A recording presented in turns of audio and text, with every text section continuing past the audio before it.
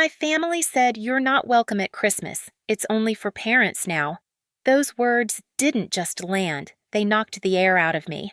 One second, I was standing in my parents' warm kitchen. The next, I was staring at people I'd loved my whole life as they quietly erased me from the holiday table. No argument, no hesitation, just a clean cut. I didn't cry. I didn't beg. I simply smiled, small, sharp, and dangerous. Because the moment they shut that door, something else opened. And what happened next? None of them were remotely prepared for. Before I continue, hit that like button and drop your city in the comments. And if you've ever been pushed aside by the people who should have protected you, tell me your words make this space feel a little less lonely. My name is Lydia, and for most of my life, I thought I understood where I belonged. I'm 34, a pediatric nurse practitioner, the kind of person who remembers birthdays, brings soup when someone's sick, and shows up to every school play my niece and nephew have ever been in. I've built a quiet, steady life in a small house on a quiet street in the city, just me and my rescue dog Cooper. And until this year, I honestly believed that being present, being loving, being dependable, that was enough to matter in my family. But looking back, the signs were always there. My dad, Harold, has this old-fashioned loyalty to the way families should work, and in that version, parents sit at the center. My mom, Elaine, spent decades teaching elementary school and still treats holidays like their classroom projects, everything for the kids first. My sister, Melissa, follows whatever makes mom happy. And my brother, Brandon, well, he used to be my best friend growing up, but marriage and 2 kids turned him into someone who avoids conflict like it's a job. And then there's Valerie, my sister-in-law. Perfect hair, perfect nails, perfect smile sharp enough to slice through skin. She has this way of pretending she's being kind while planting a knife between your ribs. She's the one who cornered me at Thanksgiving with that fake, sweet, pity-drenched tone. But she wasn't the only problem. The real wound came when my own parents agreed with her, quietly, easily. Like excluding me was the most natural thing in the world. Maybe it hurt so much because Christmas used to be my anchor. When I was a kid, the whole house smelled like cinnamon and butter as Mom baked cookies. Brandon and I would sneak bits of dough when she wasn't looking. Melissa would twirl in front of the tree, hoping someone would notice her new dress. It wasn't perfect, but it felt safe. It felt like ours. And after my divorce 3 years ago, the kind that folds your life in half and forces you to rebuild from scraps my family wrapped around me. Or at least I thought they did. I showed up to everything. I poured every spare ounce of love into Oliver and Lily because they're innocent and they adore me without condition. So when Valerie delivered that line, "Christmas is only for parents now," and my parents nodded like I should have seen it coming, it didn't feel like a schedule change. It felt like an eviction, a verdict, a quiet confirmation of something I'd been afraid of for a long time in their eyes. I was incomplete. I left early that night blaming a headache. Cooper greeted me at the door like he could sense the crack inside me widening. I cried until my throat ached. But when morning came, something in me had shifted. They didn't want me at their Christmas. Fine. I would build a new one they'd never forget. I woke up the next morning with my pillow still damp, Cooper curled against my legs like he was guarding what was left of me. For a few seconds I lay there, waiting for the familiar ache to pull me under again. But instead, I felt something steadier rise to the surface, clarity maybe, or the sharp edge of self-respect finally cutting through the fog. My house was quiet. Soft winter light seeped through the blinds, turning everything pale and cold.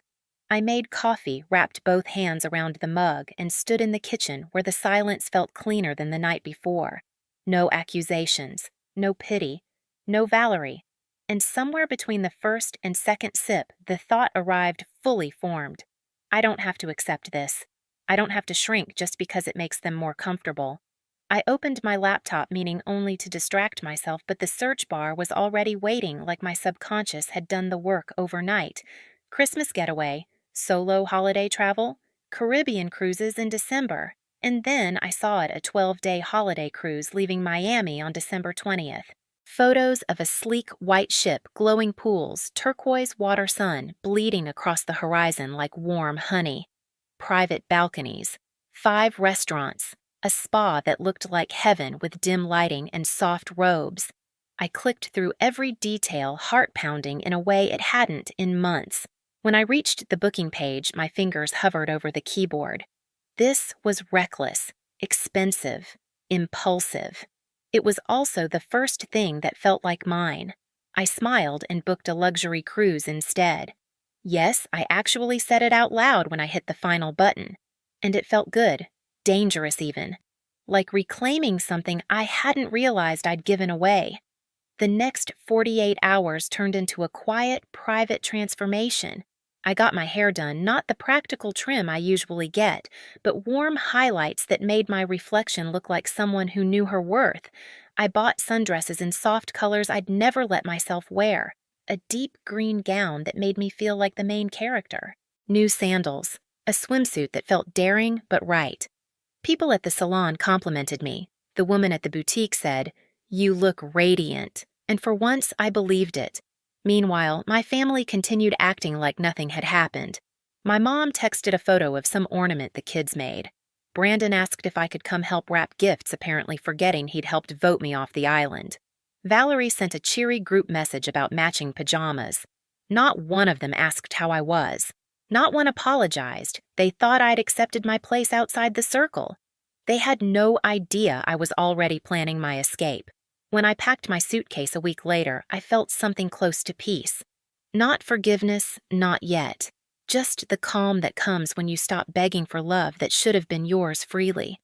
As I zipped the bag shut, Cooper watched me with curious eyes like he sensed a shift. "Don't worry," I told him softly. "This year, Christmas is mine." The morning I left for Miami, the sky over the city was a soft, hazy gray, the kind that feels like a blank page. I loaded my suitcase into the back of the rideshare, locked the door behind me, and felt a quiet thrill rush through my chest. Not joy, exactly. Not yet. More like the first breath after holding it too long. At the port, the ship rose above the crowd like a gleaming white giant. People hurried around me with rolling bags and sun hats buzzing with holiday excitement. But I walked slowly, taking in every second. This wasn't a vacation, it was proof I didn't need permission to exist. When I stepped onto the deck, the ocean stretched out in a deep blue that made my chest loosen. I closed my eyes, breathed in the salt air, and let the ship's horn vibrate through me as we pulled away from Miami. Far below, the city shrank until it was just a blur of lights against the morning sky. The first night I slipped into my emerald dress and headed to dinner alone. People smiled at me, not the pitying kind I'd gotten used to, but the curious, warm kind you give someone who looks like she's finally living. Caleb, Ruth, and Noah were seated at my table, and by dessert we were laughing like old friends. No judgment, no questions about why I was alone. Just acceptance. After dinner, I stepped onto my private balcony. Lights twinkled across the surface of the water, and the air was warm enough to feel like a gentle hand on my skin. I lifted my phone, snapped a photo, the dress, the sea, the glow of the ship behind me, and posted it with a simple caption, "Choosing myself this Christmas." And then it began.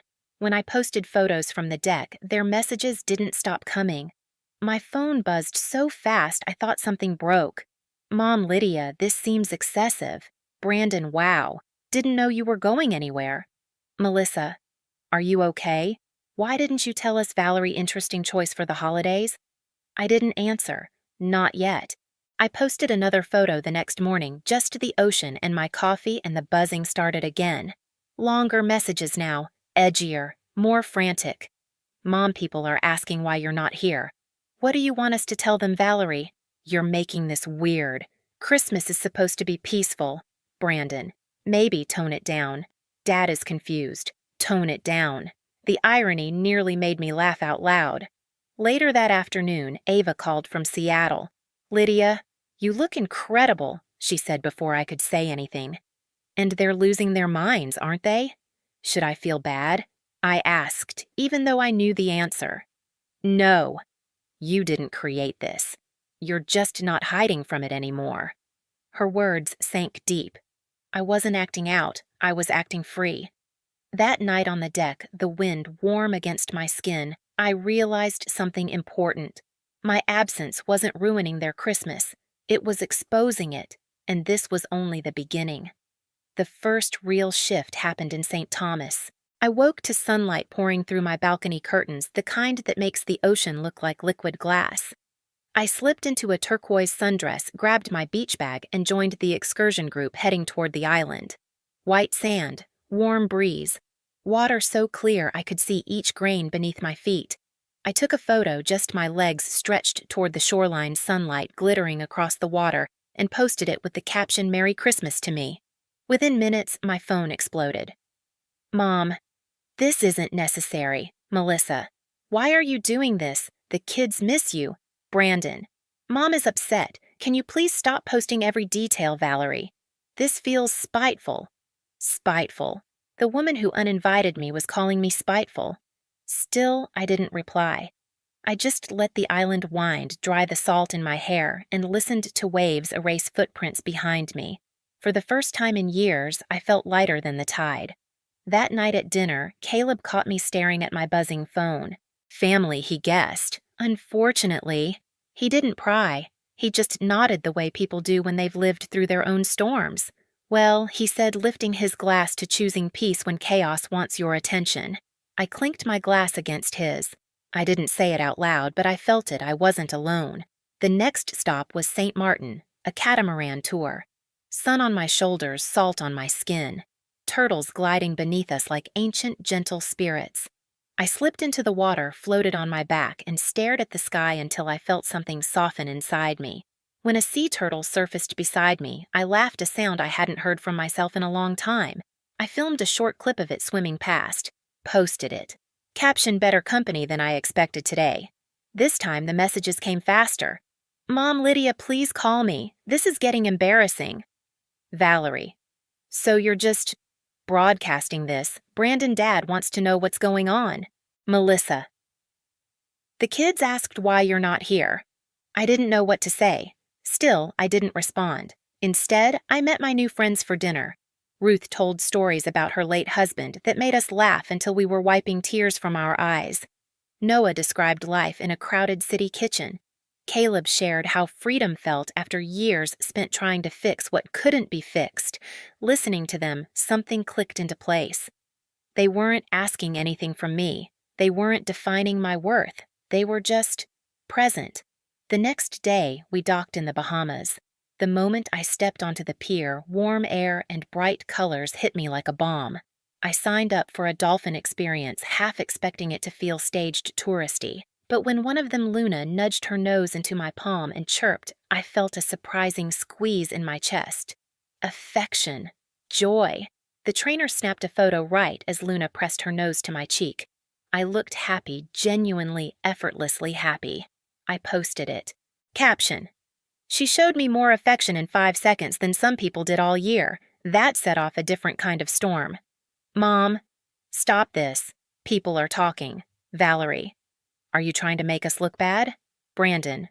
"What do you want?" Lydia, seriously. Melissa. "Are you okay? I'm worried." Then came the one that almost cracked me. A message from Oliver, clearly typed from Melissa's phone. "Aunt Lydia, I miss you. Christmas is weird without you." I had to sit down. The deck beneath me blurred for a second as guilt and anger collided in my chest. The kids didn't deserve this. They didn't create this. But I typed back, "I miss you too, buddy. I'll see you soon." That was all I could handle. That night, I stood alone on the deck. Warm wind, glittering waves, stars spread like scattered salt above me. And for the first time, I wasn't thinking about who I'd disappointed. I was thinking about who had disappointed me. They excluded me, erased me, treated me like a half-formed version of a daughter because I didn't have kids. Why was I the one carrying all the guilt? The next morning, I woke to a message that wasn't frantic, it was quiet. "Mom, we need to talk when you get home." We went too far. I didn't reply, not yet. Letting someone feel consequences isn't cruelty. Sometimes it's the only language people hear. On New Year's Eve, the ship held a party beneath strings of white lights. I wore the gold dress I'd bought just for this trip. When I walked into the dining room, Caleb let out a low whistle. "You look like you survived something," he said. "I did," I answered, "and I think I'm finally done apologizing for it." At midnight, fireworks bloomed over the ocean, soundless at first, then cracking open the sky. I snapped a single photo of the reflection on the water and posted it with no caption, no explanation, no justification, just truth. When the ship docked in Miami on January 1st, my stomach tightened as I walked toward the arrivals area. I'd expected a car service, silence, space. Instead, I saw them, all of them, my parents, Brandon, Melissa, Valerie, the kids, waiting. Their faces were tight, exhausted, lined with the weight of 2 weeks spent confronting themselves.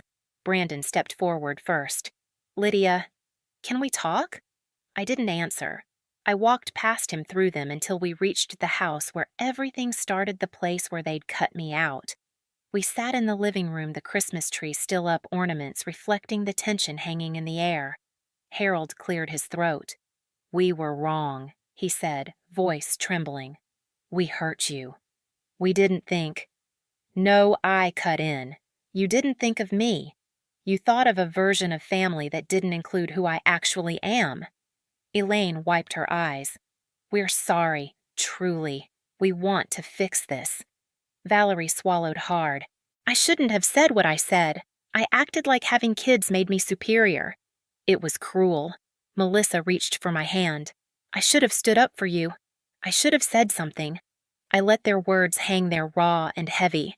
Then I spoke. "I'm not incomplete.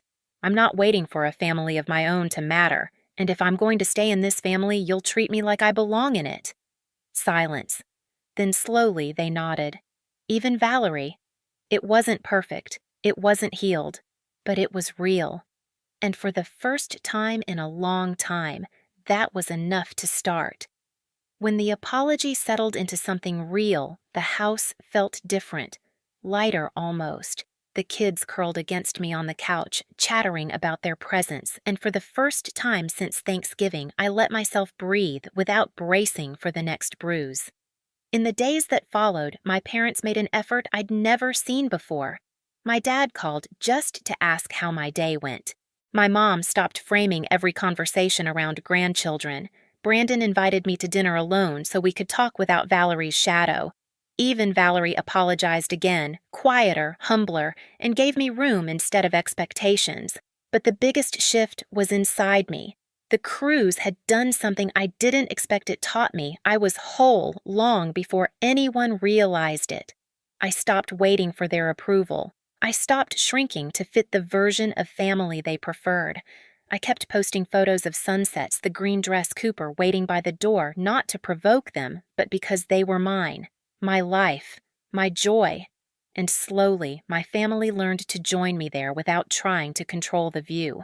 When January settled in and the holiday glitter faded, I realized something simple but life-changing. The best revenge was never about making them hurt. It was about living in a way that made me impossible to overlook. I showed up to Oliver's birthday with a smile, not because everything was perfect, but because I was. My family treated me differently now, more carefully, more consciously, like they finally understood the cost of losing me. And maybe that's the real story here. You don't need to wait for permission to matter. You don't need to earn a seat at a table you helped build. If this story hit a little close to home, tell me where you're watching from. And if you've ever had to choose yourself when family failed, you share it below. Your voice might be exactly what someone else needs. Hit subscribe so you don't miss the next story.